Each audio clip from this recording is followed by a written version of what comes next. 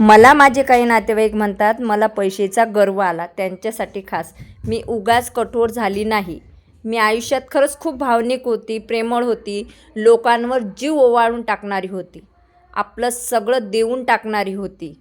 प्रत्येक नातं मनापासून जपलेलं होतं मी, प्रत्येक शब्दावर विश्वास ठेवला होता मी आणि प्रत्येक गोष्ट मनावर घेतली होती मी. पण जेव्हा तोच विश्वास तुटला, जपलेली माणसं दूर गेली, फक्त फायद्यासाठी माझा वापर केला आणि आपली किंमत फक्त गरजेपुरती उरली होती, तेव्हा मी हळूहळू शांत झाली, कमी बोलायला शिकली आणि महत्त्वाचं म्हणजे माणसं ओळखायला शिकली आणि अपेक्षासुद्धा मी कम ठेवायला शिकली आणि सर्वात महत्त्वाचं कमी व्यक्त व्हायला शिकली. मी फक्त जपायला शिकली होती, गेम खेळायला मी शिकलीच नव्हती. प्रत्येक नात्यानं फक्त गरजेपुरता उपयोग केला आणि नंतर फायदा निघाल्यावर सोडून दिलं. म्हणून त्या नात्यांना मी ओम भट स्वाहा केलं आणि आता मी फक्त माझ्या आईसाठी, मुलांसाठी जगत आहे. आणि माझा पैसा सर्वांना दिसतो, पण रात्रीचं जागरण आणि त्याचा संघर्ष कोणालाच दिसत नाही.